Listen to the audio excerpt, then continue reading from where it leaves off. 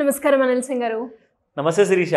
So మనం బేసిక్గా ఖర్చులు చేస్తూ ఉంటాం. మనం ఒక మంత్లీ శాలరీ వచ్చింది అంటే నిత్య అవసరాలకి కొంచెం అని అండ్ అదే విధంగా ఇలా మనం సేవ్ చేసుకున్నా కూడా బట్ కొన్ని సార్లు అనవసరంగా మనీని వృధా చేస్తూ ఉంటాం. అలా వృధా పరంగా మనం చూసుకున్నట్లయితే ఏది ఎక్కువగా ఏ వేలో మనం ఎక్కువగా మనీని వేస్ట్ చేస్తున్నాం, దాన్ని కరెక్ట్ వేలో ఇన్వెస్ట్ చేస్తే మనం మనీ ఎంతవరకు సేవ్ చేసుకునే అవకాశం ఉందంటారు? తాకట్టులో ఉన్న బంగారాన్ని విడిపించి ఆ రోజు ఆన్లైన్ రేటుకే మేము కొంటాం. Sharma gold company. డబ్బు గురించి, సేవింగ్స్ గురించి ఎప్పుడు అందరూ పట్టించుకోవాలి, కాదని కాదు. చాలా చాలా చాలా ఇంపార్టెంట్. కానీ ఒక స్మార్ట్ పద్ధతిలో చేయాలి అంటే ఆ పర్సన్ కూడా అంత స్మార్ట్ అయి ఉండాలి. ఫస్ట్ అండ్ ఫార్మోస్ట్ మనమందరం ఏంటంటే చాలా మట్టుకు ఈగోలో బ్రతికేయడము, ఓవర్ కాన్ఫిడెన్స్తో ఉండడము, నాకేమవుద్దులే, నేను అసలు ఈ భూమి మీద పుట్టానంటే I'm a special person, so నాకేం జరగదు అని చెప్పి ఆ ఓవర్ కాన్ఫిడెన్స్ ఉంటుంది చూడండి, అదే తీసుకెళ్ళి తగలబెడుతుంది ఆ మనిషిని. సో ఫస్ట్ అండ్ ఫార్మోస్ట్ ఏంటంటే, మీరు చెస్ ఆడతారా శిరీష?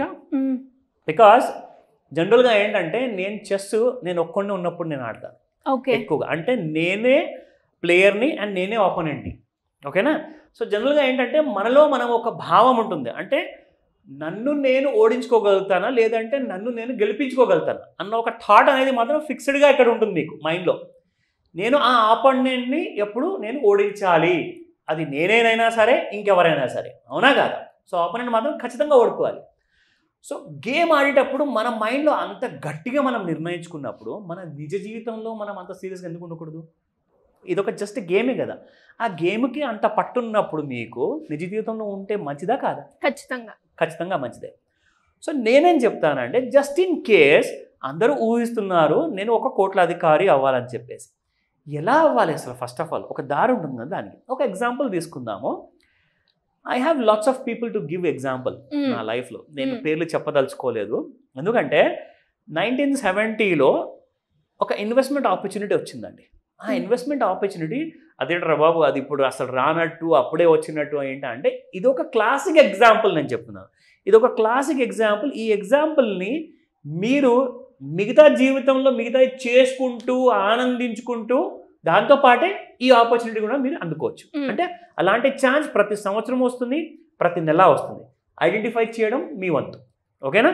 నా 1970లో ఒక పెద్ద విషయం జరిగిందండి. అది ఏంటంటే, ఇండియన్ టొబాకో కంపెనీ లిమిటెడ్ అని చెప్పేసి ఒక కంపెనీ ఫామ్ అయింది. 1970లో వీళ్ళు లిస్టింగ్కి వచ్చారనమాట. సో ఆ రోజున వీళ్ళ ఇన్వెస్ట్మెంట్కి ఫేస్ వాల్యూ పర్ షేర్ చూసుకుంటే ₹3 మాత్రమే. సో ఆ టైంలో, అదే టైంలో ఇదే ఐటీసీ మ్యానుఫ్యాక్చర్ చేసే సిగరెట్ పేరు అది చెప్పదలుచుకోలేదు, బట్ స్టిల్ అందరి అండర్స్టాండింగ్ కోసం చెప్పదలుచుకున్నాను. పబ్లిసిటీ అసలు చేయట్లేదు. గోల్డ్ ఫ్లాగ్ అనేది ఒక పేరు ఉండదండి. సో ఆ సిగరెట్ ఒకవేళ ఎవరన్నా వాడితే ఆ టైంలో రూపాయికి వచ్చేది ఒక ప్యాకెట్ 10 సిగరెట్లది. అదే టైంలో ఒక చైన్ స్మోకర్ ఒకవేళ 20 సిగరెట్లు పర్ డే తాగితే ₹2 అనమాట వాళ్ళ ఖర్చు పర్ డే. నెల మొత్తం చూసుకుంటే ₹60. ఈ రోజున 2024లో మనం ఉన్నాము. ఒక cigarette approximate is costing around ₹20 per cigarette. అంటే మీరు ఒకవేళ 20 కాదు 10 తాగుతున్నారనుకుంటే కూడా ₹200 పర్ డే. అంటే నెల మొత్తంలో 30 రోజుల్లో మీరు ఖర్చు పెడుతుంది ₹6,000 ఇక్కడ. సో ₹6,000 ఇంటూ సంవత్సరం మొత్తం తీసుకుంటే 365 రోజులు ₹72,000 మీరు ఖర్చు పెడుతున్నారు సంవత్సరానికి.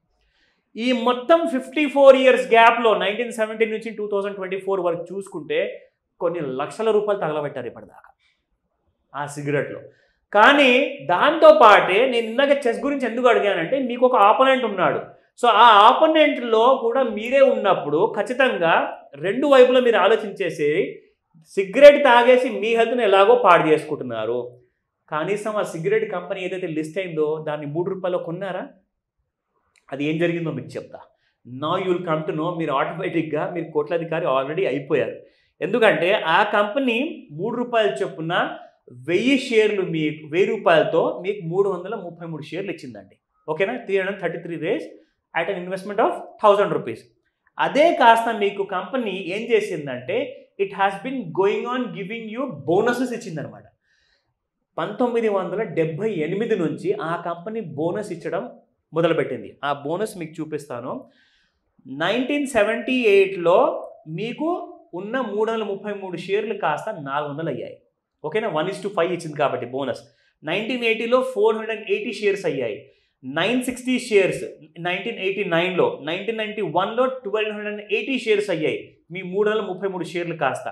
1994లో 2560 షేర్స్ అయిపోయాయి. ఎందుకంటే కంపెనీ బోనస్ ఇస్తూనే ఉంది ఎవరైతే లాంగ్ టర్మ్ అయిన ఇన్వెస్ట్మెంట్ చేశారో. 2005లో ఈ కంపెనీ ఏం చేసిందంటే బోనస్ ఇవ్వాల, ఇప్పుడు ఏమిచ్చింది తెలుసా, స్ప్లిట్ ఇచ్చింది. స్ప్లిట్ అంటే ఏంటంటే మీ దగ్గర ఉన్న 10 రూపాయల ఫేస్ వాల్యూ షేర్ కాస్త దాన్ని మొత్తానికి కట్ చేసేసి 10 కట్ చేసింది. అంటే మీ కంపెనీ షేర్ వాల్యూ రూపాయి అయిపోయింది. మీ దగ్గర ఉన్న 2560 షేర్లు కాస్త 38,400 షేర్స్ అయ్యాయి స్ప్లిట్ వల్ల. దాని తర్వాత 2010లో 7,680 షేర్స్ అయ్యాయి. ఓకేనా, ఎక్స్ట్రాగా బోనస్ వచ్చిందనమాట. దాని తర్వాత అదే షేర్స్ కాస్త మీకు 2016లో 1,15,200 షేర్స్ అయ్యాయి. ఈ రోజున కంపెనీ షేర్ వాల్యూ ఎంత ఉంది తెలుసా, పర్ షేర్ 3 రూపాయలు ఉన్న షేర్ కాస్త it has become 499 rupees 70 Paisa. All time హైలో ఉంది ఇప్పుడు స్టాక్. అది దాదాపు 500 దగ్గర ఉంది. 500 రూపాయలు ఇంటూ 1,15,000 షేర్లు మీరు క్యాల్కులేట్ చేసుకుంటే 5,76 lakhs రూపీస్ టోటల్గా నెట్. చెప్పడానికి అర్థం ఏంటంటే every year every month opportunity వస్తున్నప్పుడు దాన్ని ఐడెంటిఫై చేయడం ఎలా, అవునా కదా సార్? ఒక మంచి మాట చెప్పారు, సరే చెప్పుకోవడానికి వినడానికి చాలా వినసొంపుగా ఉంటుంది, కానీ చేయడానికి వెళ్ళినప్పుడే తెలుస్తుంది అసలు నొప్పి ఏంటో, ఒప్పుకుంటా.